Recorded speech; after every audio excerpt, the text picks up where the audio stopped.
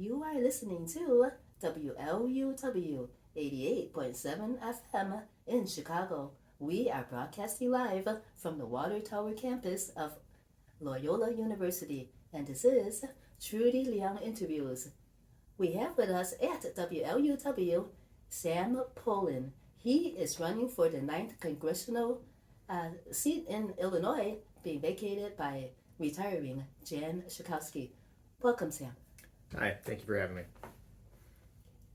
So, Sam, first of all, you are a military man. That's right. How deeply does the military factor into your desire to run? That's a great question. Having been former military, it affects me greatly because I swore an oath to defend this country, and that's something I took very seriously throughout my career. And after I left the military, I actually became a civilian in the government as well, and I took that same oath. A little different, but for me, constitutionality, defending the rule of law, and defending the principles of what this nation's supposed to be are absolutely important to me. So that very much drives how I view problem sets and why I'm running in this race. Mm-hmm. So you've seen Mark Kelly being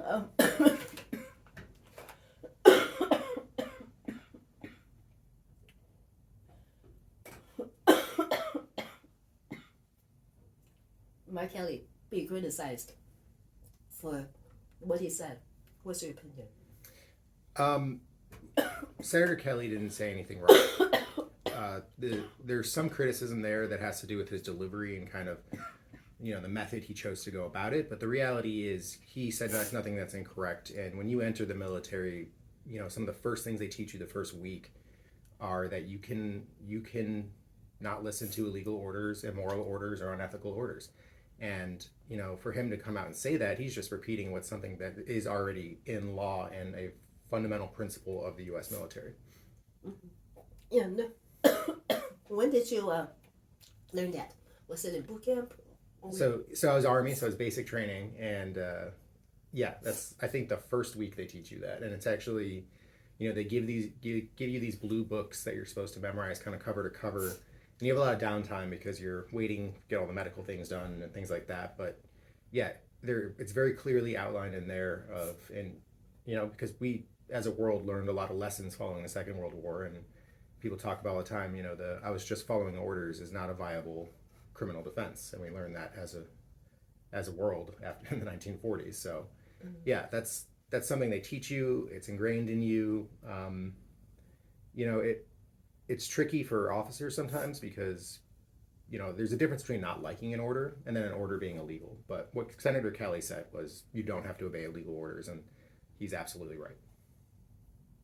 When soldiers get enlisted, they're so young, and perhaps they don't know enough about what the military stands for and what is an illegal order. How did you finally find out? So what happens is, orders come down through a long chain. It's usually not just one person directing something. We have what's called an operations process, and orders come from the top, and kind of as they move down, they get more and more specific to individual units or capabilities. So by the time it gets to you, it's been through several layers of legal review. It's been seen by most of the chain of command, if not all the chain of command, going up almost up to the divisional level. So by the time it gets to you, it's pretty cut and dry, and the legality is there. Obviously, at any point, if there's an issue where a soldier or or an officer has an issue with what's going on, they can request conversation with JAG. They can request conversations with their superior officers. So it's I was in the military for 10 years on active duty. I never once received an illegal order. I would receive orders that were, we wanted some clarification on, and that's what you do. You talk to your superior officers, you talk to JAG, and they change language or they kind of clear up some things for you. But no one's ever told me to do something illegal in the military. Good. Thanks for clarifying JAG. At first, I thought JAG was more like what they did on the TV show. So this is included. Yes. So yeah, the TV shows, I know the show, and that's we've all seen A Few Good Men. That's the exciting version of it. But the reality is there's always a Judge Advocate General. So the legal team, they're always in the battalion level and then higher. and then their job is just to review the legality of things. Are they a phone call away? How does a soldier notify them? So they're not a phone call away for the average soldier, but if there's a real situation, they're not hard to get a hold of, and most of them have an open door policy because, again, no one wants to be on the wrong side of something like that. Well, you haven't faced a legal order. No. Have you heard about illegal orders before the recent 2 years? Yeah, so I've heard some orders that are questionable and definitely need further scrutiny, but something that I think a lot of people misconstrue about this administration is they say a lot of crazy things, but they do their homework and they justify things and they find their legal basis or justification. That doesn't mean it'll hold up in court later, but for the time being, that's kind of how they get around. So, but if you're referring to the secondary follow-up strikes on some of the drug boats and things like that, those are illegal, and I would not have supported something like that. Mm-hmm. What else in the military is propelling your campaign? Tell us what you're running for, and I know that you want to help all constituents, but are you concentrating on some constituents that you see that they really need your support? Sure. So I'm concentrating on all constituents, but what the people I'm really looking forward helping immediately are people who are really struggling economically right now. Two big things I want to do if I'm elected. The first is repeal the inflationary tariffs. And right now, the United States Congress has the authority to repeal every executive order, including those tariffs. And the constitutionality behind it is Section 1, Article 8. Congress is the only group that can levy taxes, and they're the only group that can control interstate or domestic trade. So what they need to do is exercise that authority, which is granted in the U.S. Constitution, to repeal these tariffs. Because these tariffs, they're blanket, they're not based in any sort of sound economical logic, and what they're doing is making it almost impossible for people to predict their weekly costs or their day-to-day, or you're supposed to budget and go to the grocery store, but now something costs twice as much because someone's in a bad mood at the White House. That's not a way to run an economic system. The second thing I'm really focusing on is looking at avenues to increase the availability of housing. So for me, you talk about housing crisis all the time. What that actually is there's a supply issue. There are just not enough affordable homes for people to break into the market. So you have tons of people, especially millennials and Gen Z, who, this idea of buying a house is completely foreign. Not even a house, just buying property is a completely foreign concept to them. And the way I view it is this is the best, easiest, safest way to build equity in this country is to own something, put roots into it, put your money into it, put your time into it. It also gets you community buy-in when you have that option. So I think, we always talk about the middle class shrinking and every economy needs a healthy middle class, but I think the safest way to do that is through viable ways to get homes. And ways the federal government can help with that is through tax breaks. They can incentivize buying, they can incentivize builders to prioritize affordable homes, starter homes, duplexes. But the problem is right now, builders, we're going to want to build things they can turn a profit quickly on. And I think there needs to be incentivization because I do believe in free market, but you need to incentivize builders to help with that supply issue. And then you'll see housing prices start to come down a little bit. Mm-hmm. What about earlier you mentioned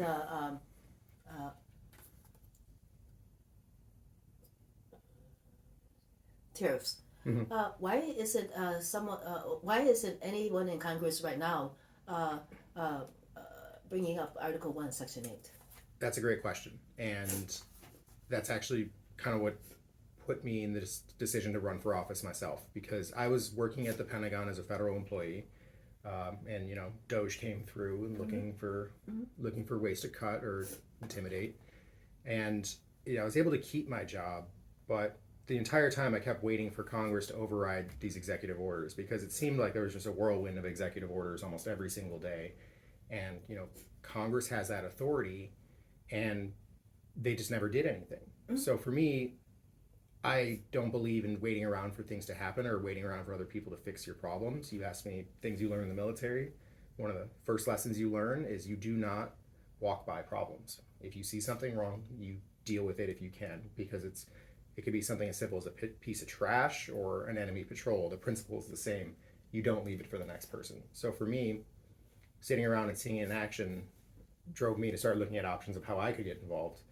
And, because Congress is in action, whether or not they were able to actually repeal or pass anything is one thing, but the fact that they never even tried should have set off alarm bells for everybody. And for me to sit there and see that happening while my job was being threatened, while my friends are being threatened, while I see people in this community, struggling because of erratic trade policies and, God knows what else, and then we see nothing from Congress, that was insulting, it was infuriating, but it also drove me to actually step up and do something about it. It's been a year now since these tariffs went into effect.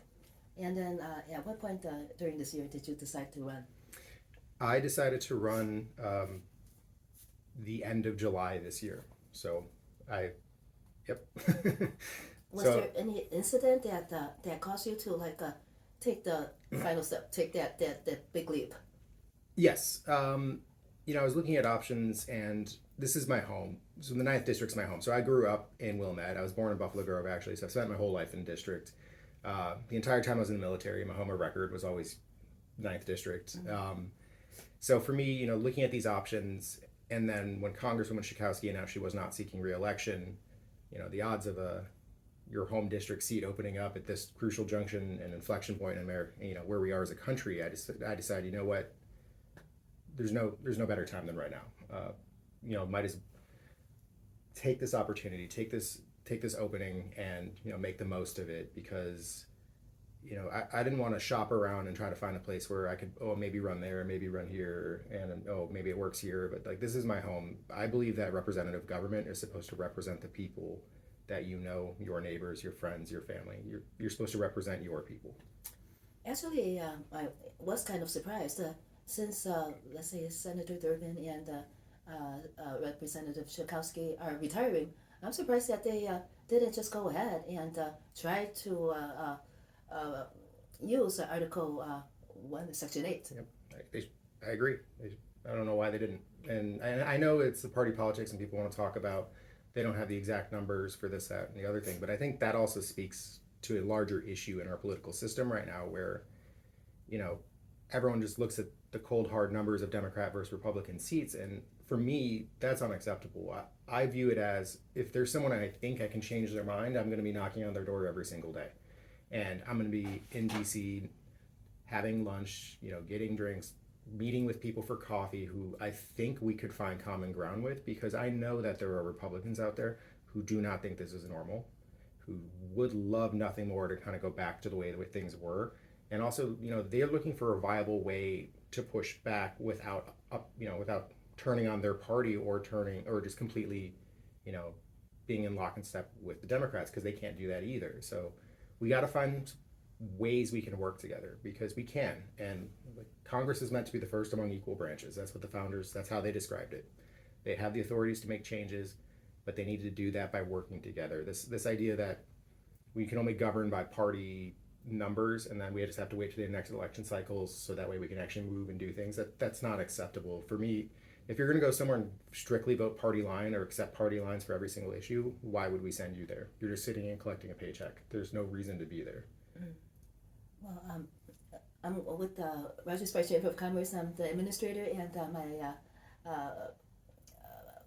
president of the Rogers Sparks Chamber of Commerce, Bill Morton. The two of us actually covered the DNC, and there was it was a great party, and we got to interview a lot of people, such as Kamala Harris, just a little bit, and then Stevie Wonder. However, it seems as if the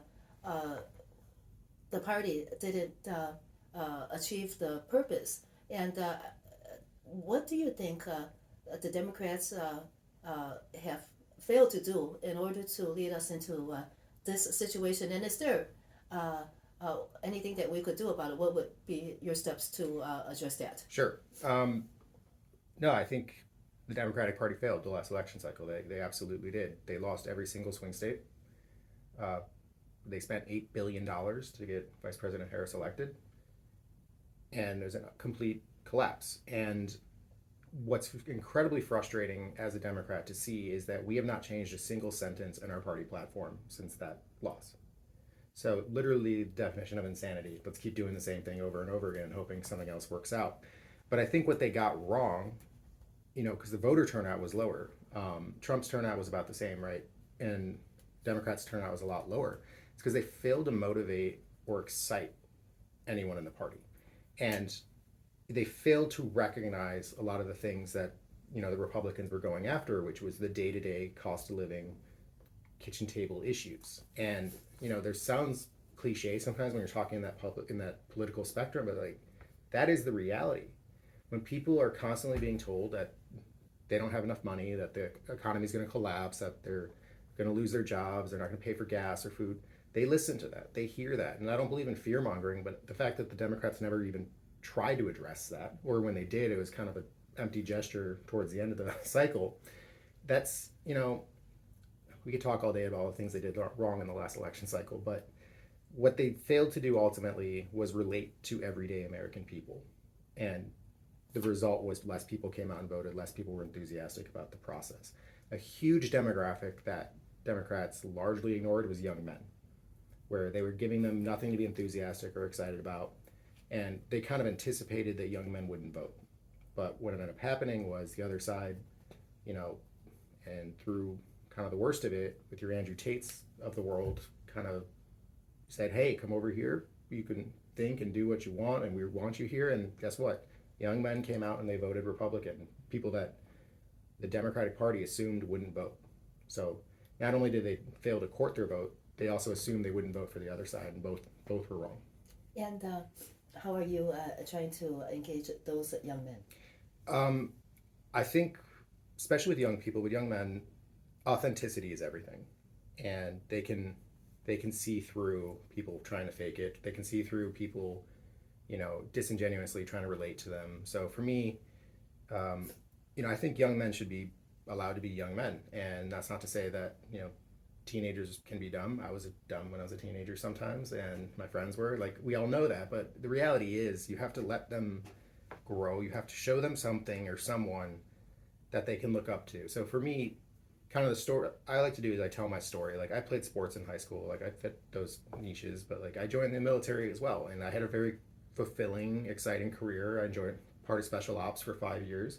So I can, the message I kind of show them is, you can do the cool things, you can do the badass things, but you don't have to be the jerk. You don't have to be an asshole either. And I'm sorry for swearing, but that's just kind of the message we're trying to get through to them.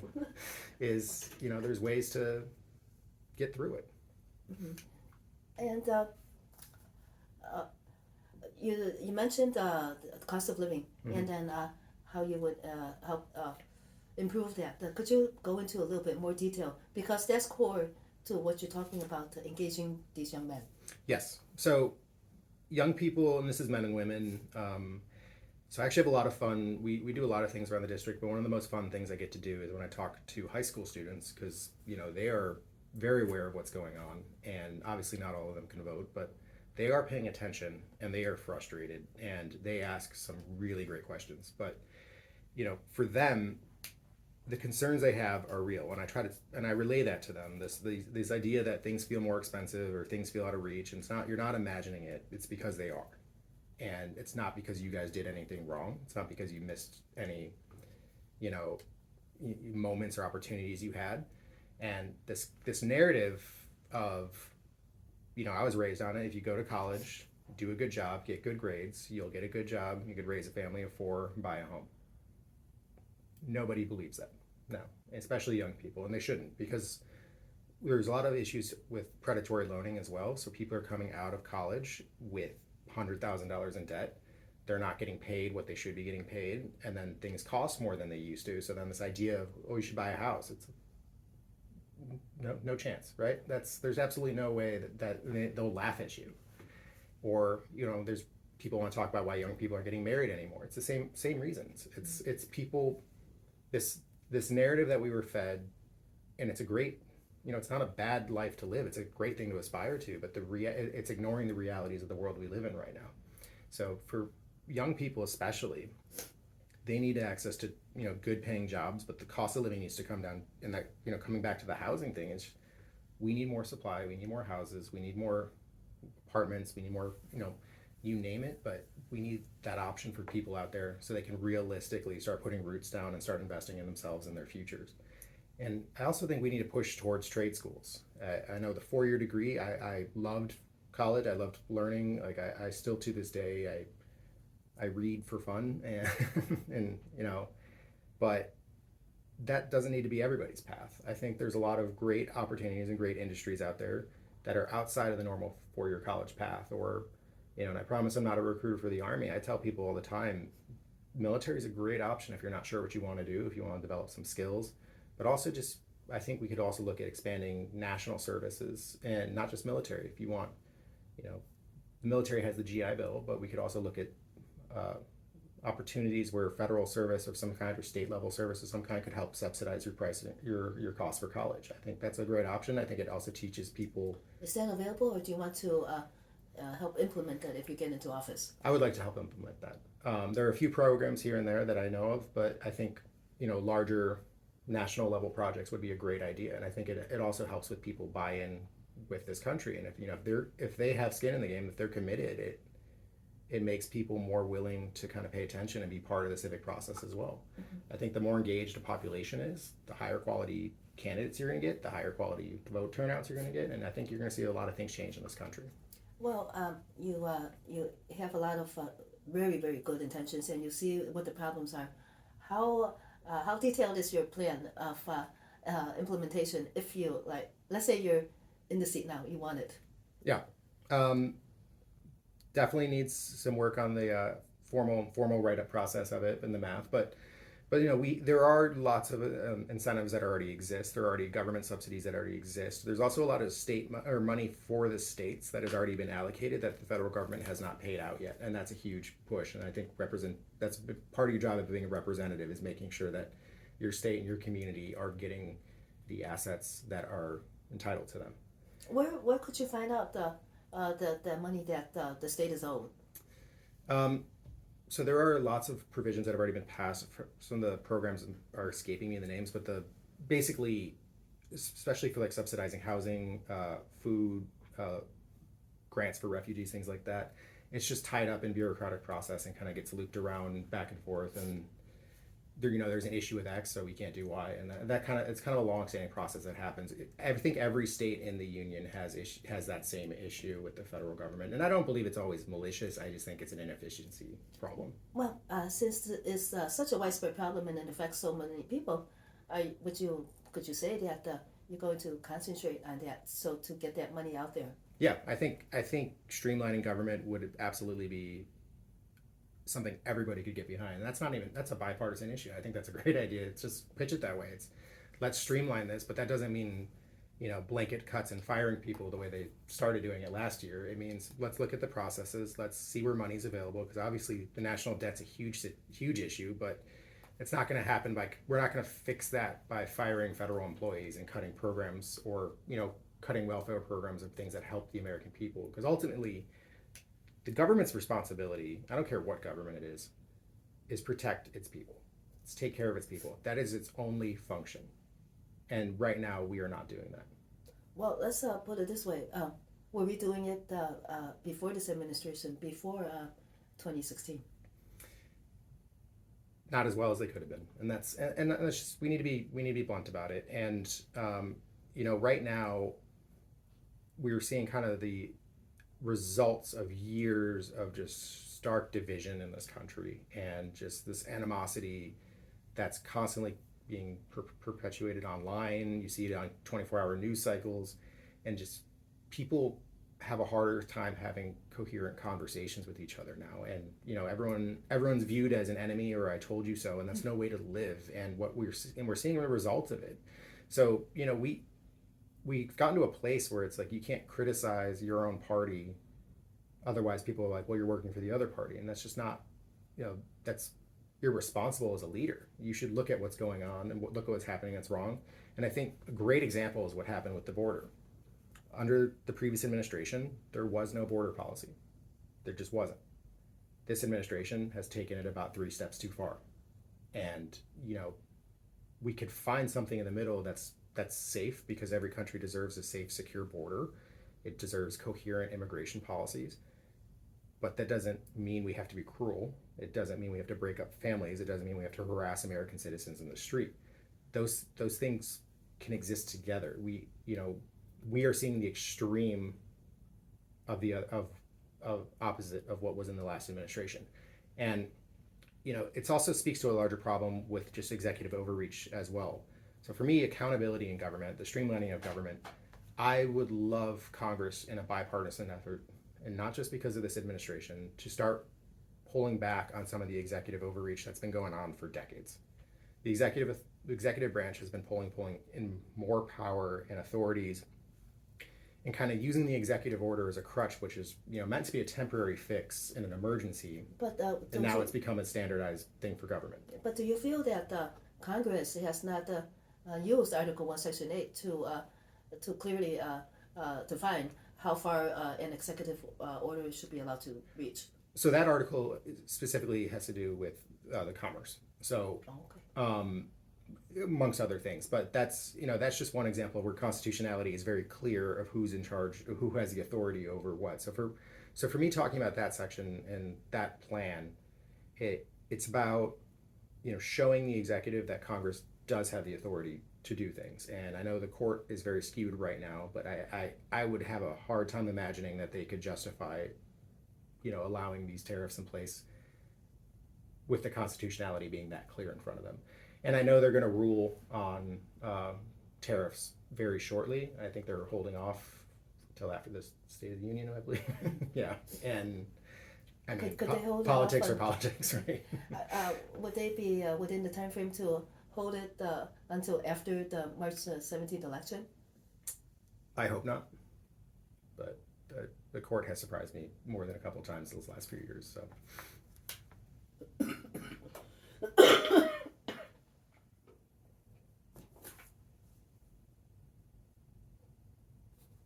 So you mentioned that you spoke with high school students. Mm-hmm. So they see their parents are struggling, and right, it's that why they're concerned. So you spoke about increasing housing stock. Mm-hmm. So how to do that? So one of the easiest ways to do it, I mentioned incentivizing builders to build more starter homes. Yeah, and they don't turn as quick of a profit off of it, so they need the reason to do it. But so the government can incentivize that kind of project and that kind of program. But another thing they can do is there's a lot of red tape that currently exists that has to do with zoning laws that make things just more complicated than they need to be, which makes it harder to build, which makes it, since it's hard to build, we're going to prioritize projects that make us the most money, and that's kind of part of the process. So it's hard to build at scale. So a lot of the things that could be peeled back, have to do with how communities are kind of developed, but also, what that would do is actually diversify communities as well and have more diverse population, but also just different socioeconomic backgrounds. And the more diverse a community is, the more accessible it is. And I believe that. And, one of the things I would love to see happen is you see instances where teachers, firefighters, police officers, they can't afford to live in the communities that they work in. And I think there's a lot of ways we could kind of develop housing that's associated around professional workspaces that is accessible, that they could, take advantage of. Because right now, it goes back to that community buy-in aspect of it. If your police officers are local, your teachers are local, they have buy-in, but also the community trusts them more. So there's a lot of things we could do, but a lot of it has to do with, going back to this streamlining government, accountability, making things make sense, but it's removing a lot of red tape that slows down the building process. And it seems as if affordable housing is not really that affordable. Right. How could you address that? Yeah, we obviously look at case-by-case basis and see what the overall issues are, but again, even in affordable housing, there's still the laws of supply and demand. If there's not enough supply, the pricing goes up, and that's the situation we see. And then, if government wants to help and subsidize, they still have to pay the market rates, which is still too high, and it makes it harder for everybody, and it's not efficient. And it obviously it's not working the way it should. So there are a lot of things we could do. It's not going to happen overnight, but there are a lot of things that we could really kind of start directing and kind of turning the ship a little bit. And I think something that sets me apart from the people I'm running against in this campaign is a lot of people want to promise things that snap over the night, done, fixed, we're going to get this done, everything's going to go away. Those are people who have never worked in government or have seen government.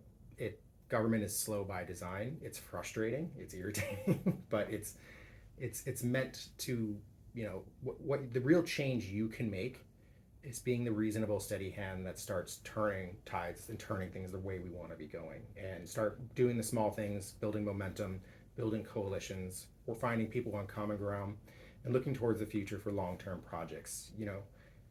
You're not going to fix this country in one congressional term. You're just not. And anyone that's promising otherwise doesn't understand the job they're actually looking at. Mm-hmm. Well, of course,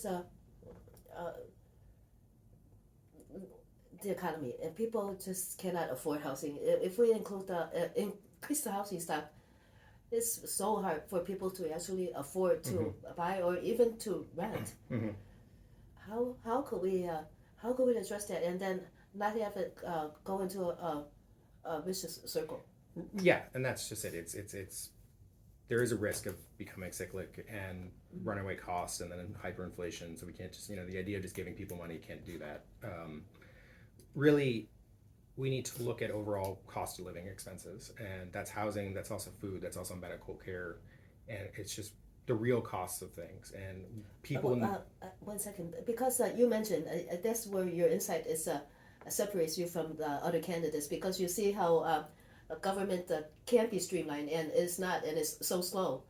How deeply does that bureaucracy affect the cost of everything?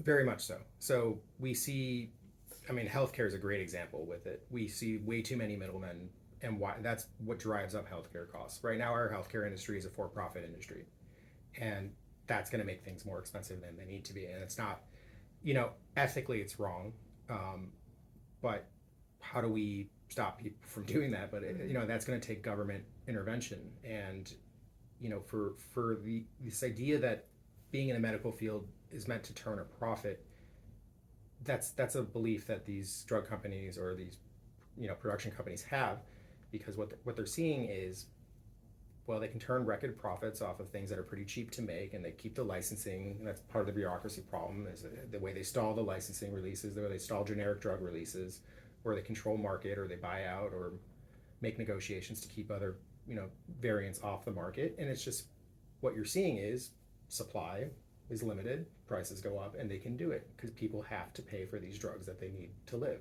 In other words, they're violating the Hippocratic Oath. So I don't want to say doctors are doing it, but I would say that there's a lot of middlemen that are driving up the prices and overcomplicating the situation. I know a lot of doctors, and I don't think that's what they're going. That's what they're trying to do. But it's ultimately healthcare. Someone has to pay for it, but healthcare shouldn't be something that you are struggling with. And this idea that right now in America, people debate whether or not they should go to an emergency room or call an ambulance in an emergency because they're scared they can't pay for their bills the next month. Like, that is not the country I grew up in. That is an embarrassment as a society. We are the richest country in the history of the world.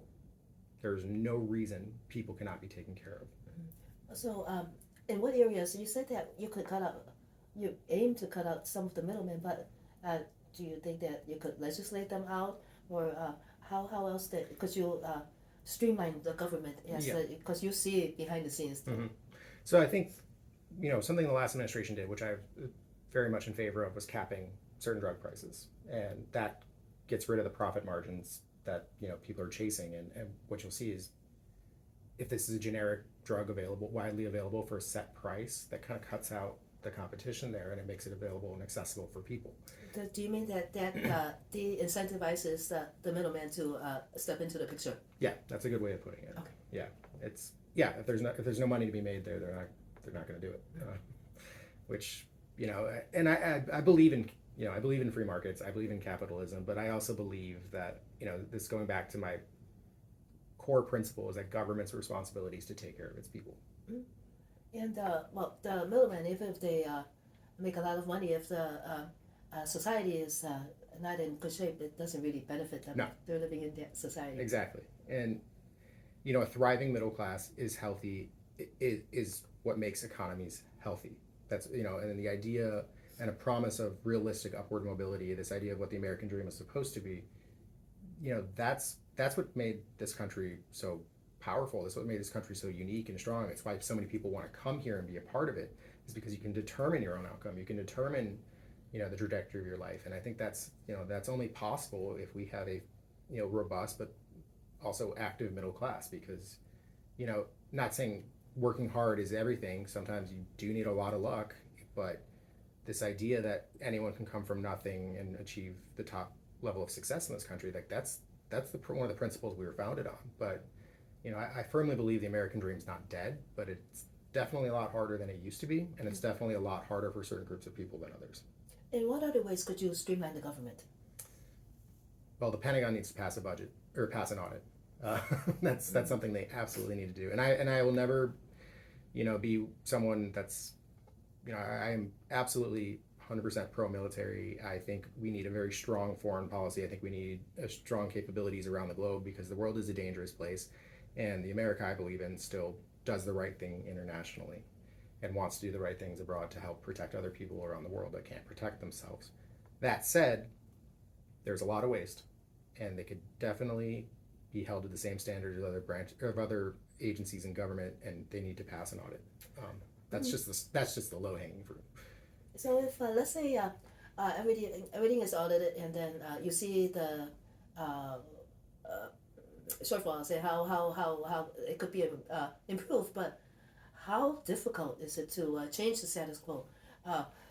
Would they be required to address the audit, or just park it there and put it on the shelf and write the year? That's a great question too, and that's that's kind of the catch-22 with our election cycles and the way our government works. Is right now the United States and our lawmakers, they think in 2-year cycles, which realistically they think in 1-year cycles, because they have to be campaigning for that other year of their 2-year term.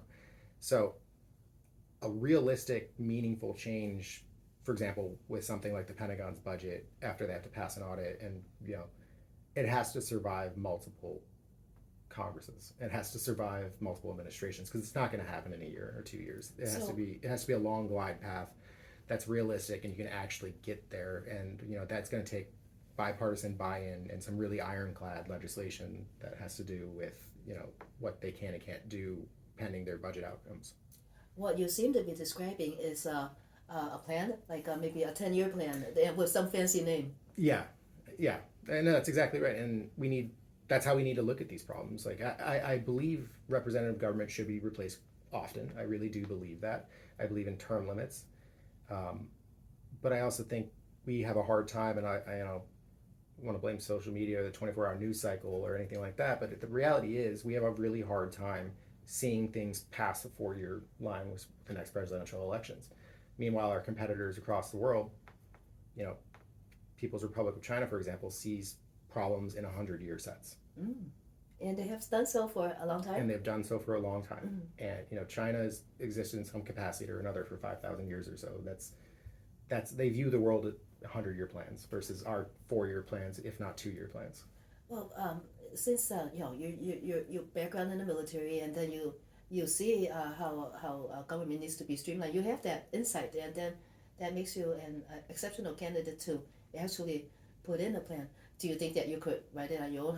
How much help do you need to make a plan to address this? And who could you find to as a coalition? Yeah, so it's definitely going to take bipartisan buy-in, and I refuse to believe that we can't listen or talk to Republicans anymore. And there's some people in this race, not just my race, but around other races, that they think Republicans are absolutely all corrupt to the core. We can't talk to them. We can't deal with them. There are many who I would not deal with. True.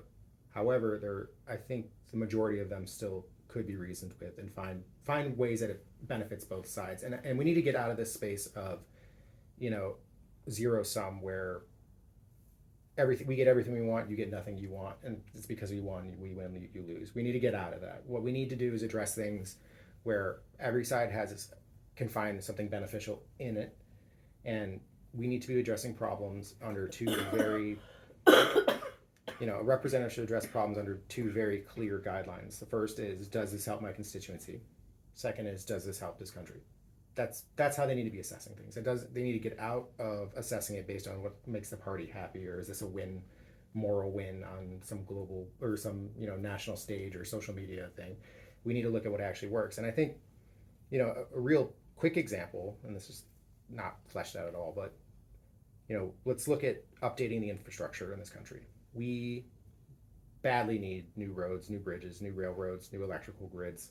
We are a bad storm away from real problems. And the way you sell it to both sides is that this is a national security concern. This is an economic security concern. This is an environmental concern.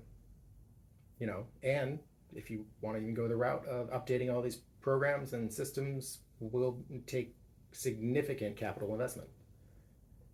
These are all things that everyone should be on board with, and just across the board, Democrats, Republicans, upgrading our infrastructure is a good thing.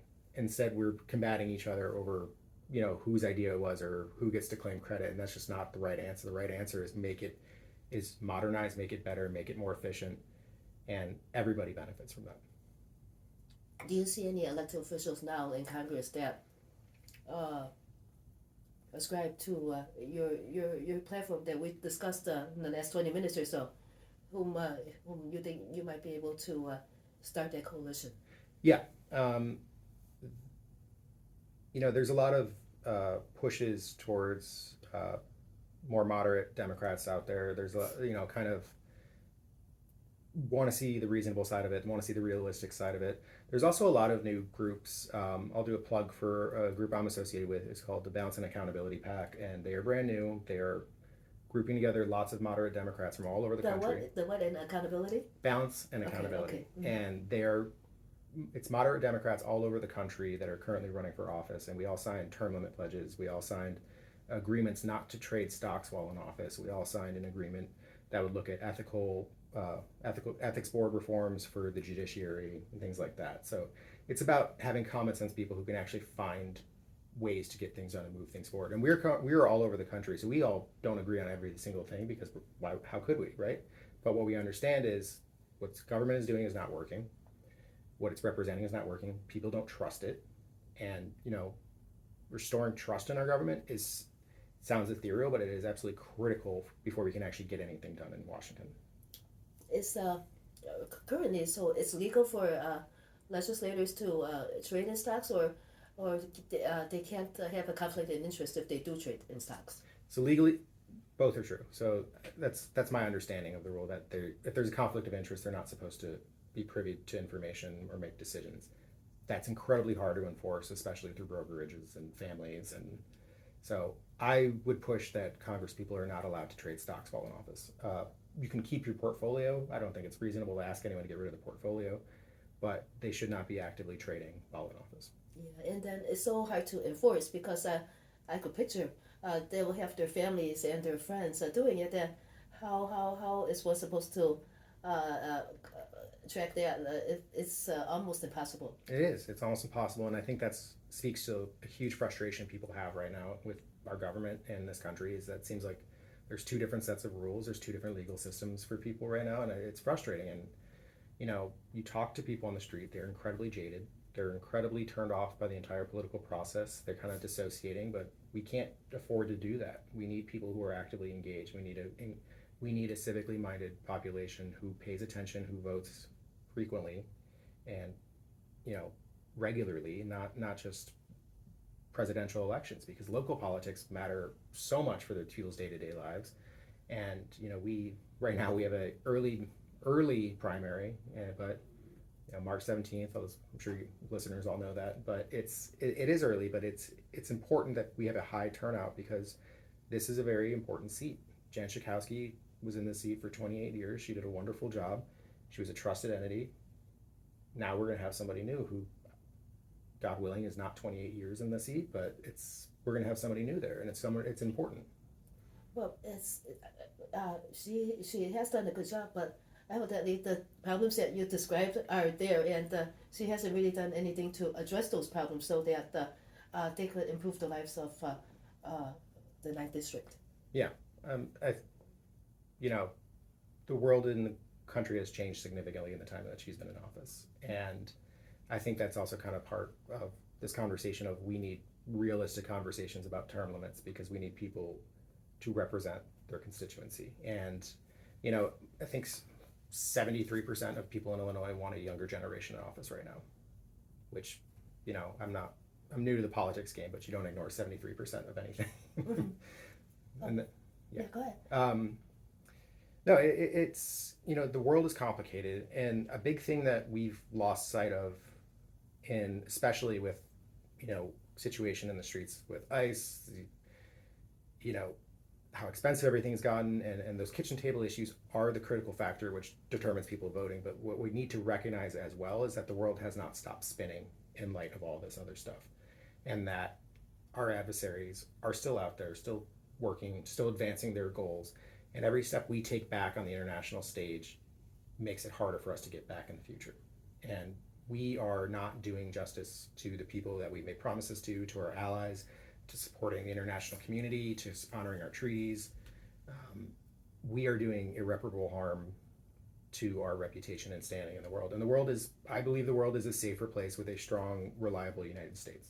I really do. And that, you know, that's my older school military type thinking, but that's you know, global success after the Second World War. Yes, there were wars. Yes, there's violence, but in terms of grand scale, it has never been more prosperous and relative peaceful stretch in human history. Mm-hmm. So it's not all the U.S. It's people progressing, but I think a strong, reliable United States is essential to any sort of global stability. Mm-hmm. Well, you mentioned term limits, but you also are describing this kind of a plan that will take a long time yes. to streamline government. So what would you say? How long do you think it will take you to work with your fellow legislators to, let's say, bring the bill out of committee and onto the floor? Yes. It could take time, but there are also procedural ways we could force something out of committee with 218, 17 now, I guess, because there's a vacancy. Signatures could force something out of committee, and it could bring it to the floor. And whether or not it passes is one thing, but what it does is it shows the American people that Congress is working and actually trying to correct problems and actually trying to move things forward. And the other thing it does is when you get it out of committee, it forces people to be on record with their vote. So it shows their constituency exactly where they are instead of dodging or hiding behind committee and saying, oh, it's never going to get to the floor, I don't have to worry about it. Because a lot of people kind of hope, there's some legislation out there that some people hope never sees the floor because they don't want to upset their party, but they also don't want to be seen voting or not voting for something like that. Then they're really not doing their job. No, because they're not. Because your job is your job is to vote on whether or not this helps your constituency exactly. And helps the people of the United States. That's your job as a representative. And it is a difficult job. Yes, it is.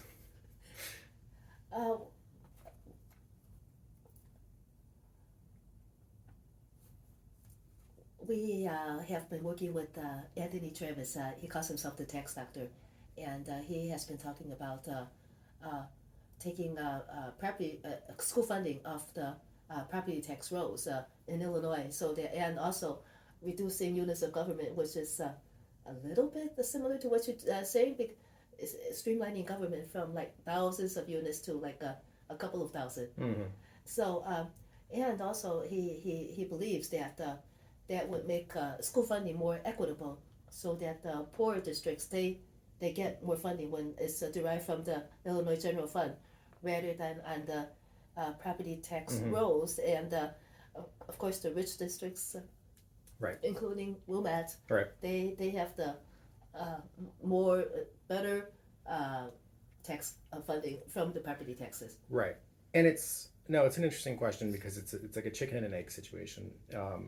Good schools make people want to move to that community, which makes more housing more desirable, communities more desirable, prices go up, property taxes go up, school gets more money. So how do you get that school to be more desirable if it needs more money? And, it's like, I think a lot of these things like this, like if you just throw money at a problem, it's not going to fix it outright. But I think there are ways, and I think there are ways to streamline how we give out money or how the state supports certain school systems or the federal government supports school systems. So I have some friends that are teachers as well, and they're telling me that the assessment that they use in public schools in Illinois has not changed in 20 years. And students are very different now than they were 20 years ago. And we need to kind of recalibrate how we're assessing schools' capabilities, credibility, and functionality, and really, update our assessments before we start looking at how to give people money. But I personally believe struggling schools, investing in them to make them a stronger school is not a bad thing. I think that helps the community as a whole. I think that is a great way to help build up a community, especially one that's, lower income, because if you want people to want to be there.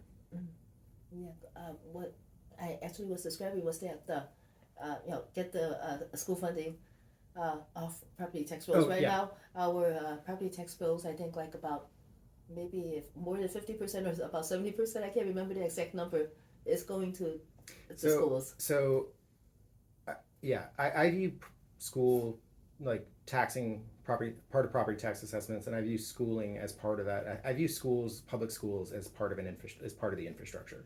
That's how I view that. Mm-hmm. So I don't like the idea of taking tax what's designed to go to the schools off of property tax assessments. I don't think that's realistic. I think that's, in my mind, that's the same thing as saying I don't want to pay for the electric grid or the water. That's what that is. You need public schooling is something that is essential in this country, if not, especially in our community.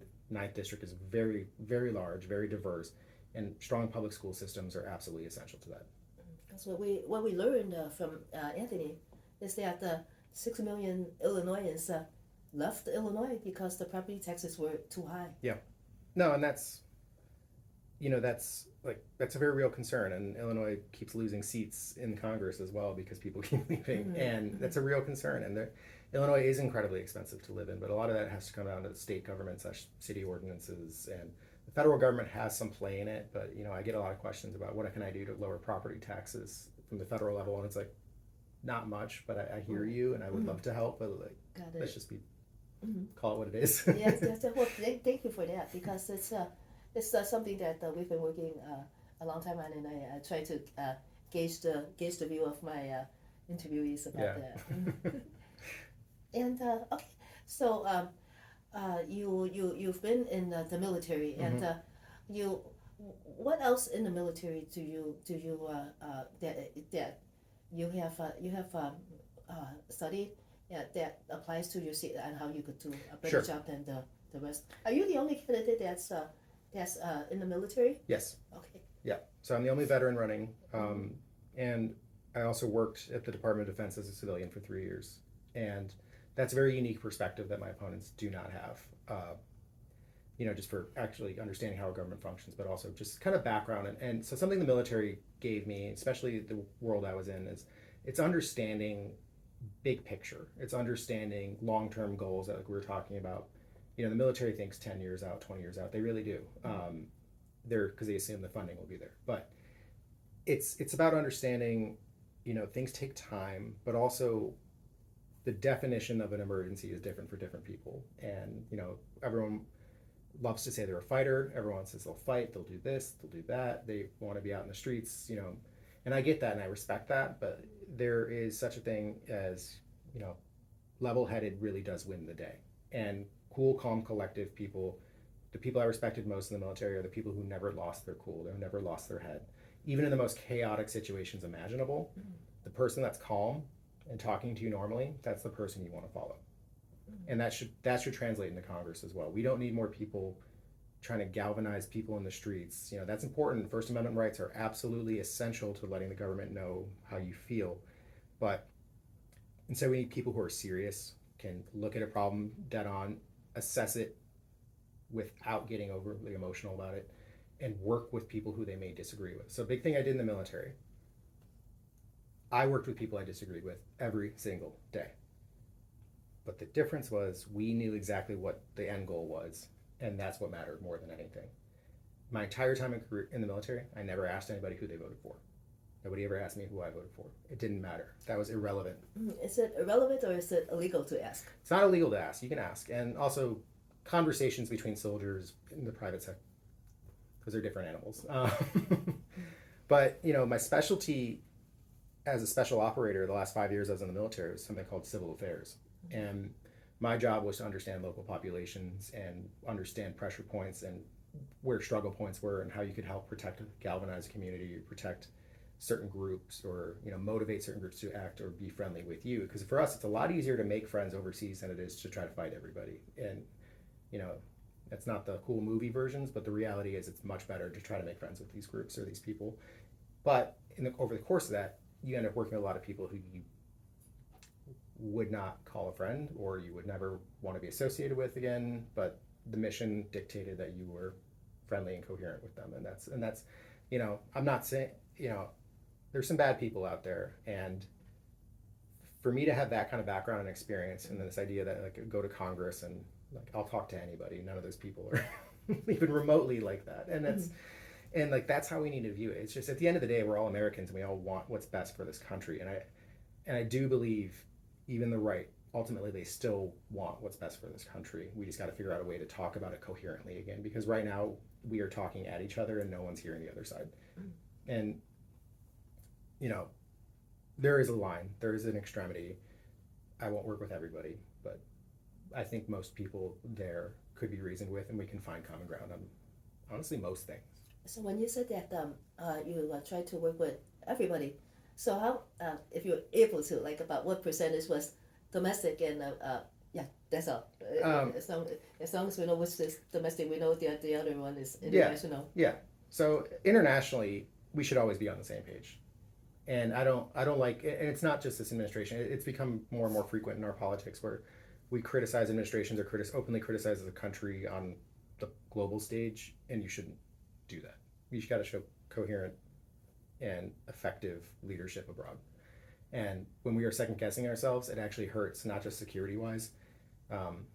When we are erratic and can't honor alliances and we arbitrarily applying tariffs onto things, what that does is actually weakens our global standing, which also weakens our credibility, which weakens how much faith the rest of the world has in the dollar, and then now the dollar is worth less and inflation continues to go up. So all these things are related and all these things are interconnected, and you need to look at problems wholesale, and you need to look at second, third order effects, and look for realistic options to do things versus just this is this way, I want it this way, that's it. And then that's kind of where we are right now, and that's again, not all of it's because of social media, but a lot of it is because of just simplifying these arguments for attention span, or saying, here, this isn't a complicated question, this is the answer, 2 lines. It's like, if you're answering geopolitical questions in 30 seconds, you don't understand the question. That's kind of my look. That's the way I look at it. And these alliances, some of them took decades to build. Do you think that there's still we could still gain them back? Yes, I do. It's going to take work though, and this it's not just about the president. It's also our allies are seeing how our Congress is behaving. Our allies are seeing how our general public is behaving, and they pay attention. And the world sees what the U.S. is doing. So in other words, what we spoke about, Congress not actually stepping up and doing the right thing. Yes. Or even trying to do the right thing. Mm-hmm. That's the world sees that, and it's frustrating because I've worked with a lot of these allies that we are now insulting on the global stage or outwardly threatening, which is something I never thought I would see, which is beyond insane. But it's, they see it. They are gauging how we act. I still had coherent conversations with them when I was still at the Pentagon. A lot of the NATO countries, or NORAD is a huge U.S. ally, and now we depend on each other for security of North America, and now we're taking shots at Canada. Like, that makes no sense at all. And just the lack of understanding, the misinformation associated, this whole idea of we need Greenland for security. We have 2 U.S. bases in Greenland. The Danish have said we can improve and expand those bases as much as we want. So this idea that we need it, it's something else. And then there's also 7 NATO bases in Greenland. So so this idea that it's for our security, we have to seize it, it's not. And and the world knows that too, and they are watching how our country reacts to this kind of stuff too, because they want to know if they can trust us in the future. They want to know if we're a dependable ally. And the fact that there were war games being planned by NATO countries that we were not being included or invited to is horrifying. We are not safer on our own. We are not a more secure country without our allies. That's just insanity. Mm-hmm. So let's say you win the election, and then your first day of business, what would you do? First day, I would go and introduce myself to as many representatives as I possibly could, because I think interpersonal relationships still go a very long way in this country, and that's how you work with people.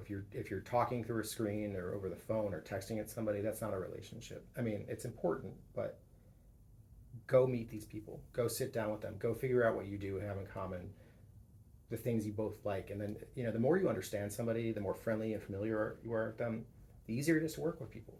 The easier it is to understand compromise, the easier it is to pitch compromises, because you know how these people think. So that's first thing I'm doing, is going to meet as many of them as I can.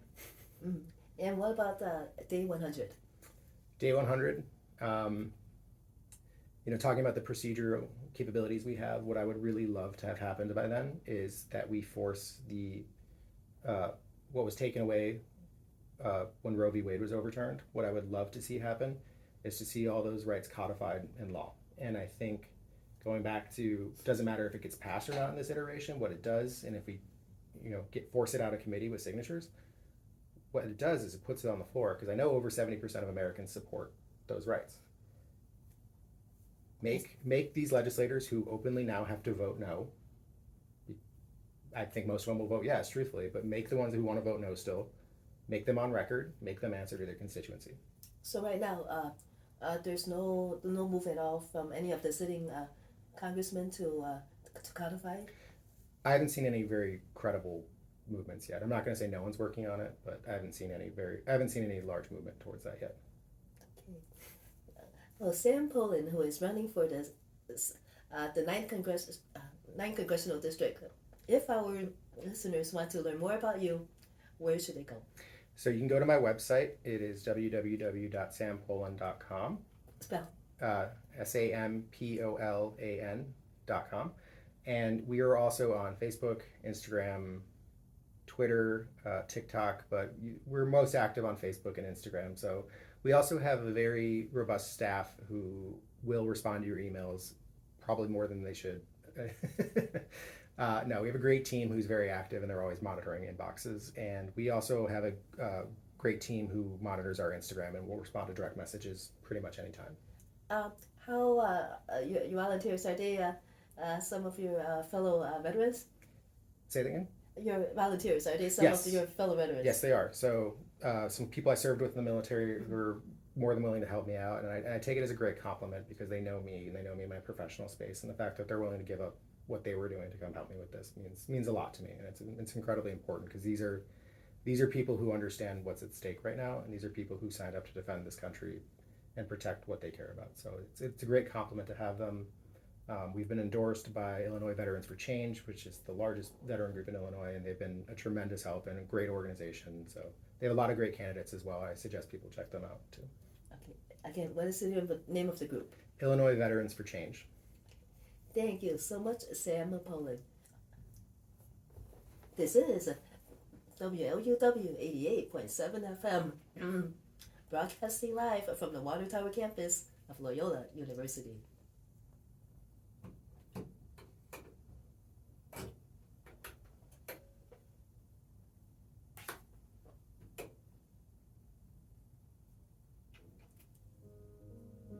Thank you so much, Sam. Thank you. That was great.